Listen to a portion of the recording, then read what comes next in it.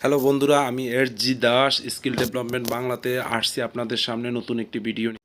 প্রিয় বন্ধুরা, আজকে আমি ডিজিটাল মাল্টিমিটার সম্পর্কে আলোচনা করব। ডিজিটাল মাল্টিমিটার এটাকে কেন বলা হয় এবং ডিজিটাল শব্দটা কেন বলা হয়েছে সেই সম্পর্কে আজকে আমি আপনাদের। যদি কোনো বন্ধুরা এখনও আমার চ্যানেলটি সাবস্ক্রাইব করে না থাকেন তাহলে অবশ্যই চ্যানেলটি সাবস্ক্রাইব করুন, পাশে থাকা বেল আইকনে ক্লিক করুন এবং বেশি বেশি লাইক, কমেন্টস এবং শেয়ার করুন।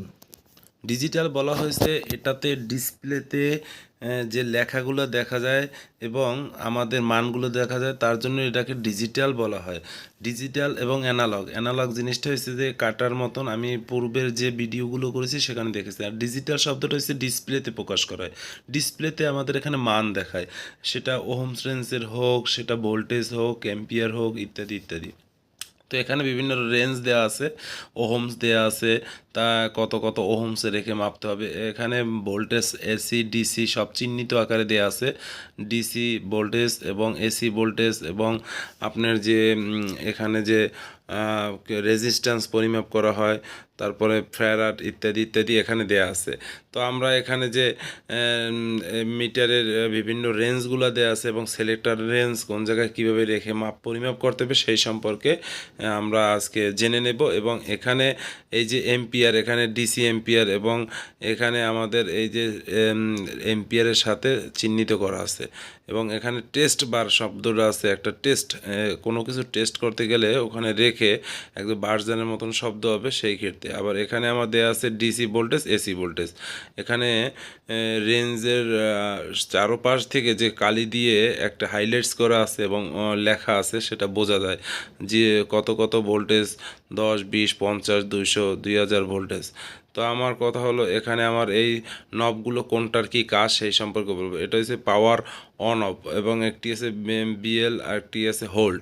নিচে আছে আমাদের যে এম্পিয়ার পরিমাপ করার একটি প্রোব এবং এম্পিয়ারের সাথে আছে মিলি এম্পিয়ার প্রোব এবং কমন একটি প্রোব আছে এবং ভোল্টেজ পরিমাপ করার জন্য একটা পরিমাপ করার জন্য ভোল্টেজ, ওহমস ইত্যাদি পরিমাপ করার জন্য একটি নব। এখানে আমি যদি পাওয়ার অন করি এবং হোল্ড করি একটা লেখা ধরে রাখার জন্য, সেটা আমি দেখাবো আপনাদের করে, যে পাওয়ার অন করে পাওয়ার অন করলে কী অবস্থানে হয় এবং সেটি ধরে রেখে আমরা যদি দেখি, এখানে আমি এম্পিয়ার পরিমাপ করতে গেলে এই নবগুলো ব্যবহার করব। আর কমনটা আমার কালোটা ব্যবহার করব আমি।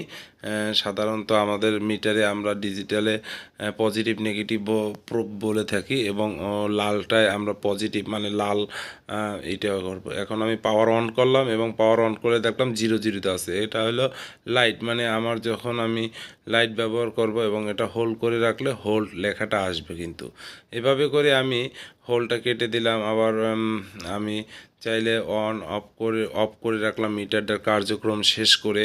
তারপরে বন্ধুরা আমি এখানে আপনি দেখুন যে আমি এই যে প্রোবটি কিভাবে সেট করতে হয় মিটারের সাথে, যে আমি পরিমাপ করব ভোল্টেজ, আমি সেট করলাম এম্পিয়ারে, তাহলে হবে না বন্ধুরা। এখানে কমন প্রোবটি অবশ্যই কমনে লাগাতে হবে, যেটি আমার নেগেটিভ প্রোব কালো তার দিয়ে জড়ানো আছে একটি প্রোব, এবং এইটি হলো পজিটিভ প্রোব। সেই পজিটিভ প্রোবটাই আমার সব দিকে কনভার্ট করতে হবে যখন যেটা পরিমাপ করব সেই ক্ষেত্রে।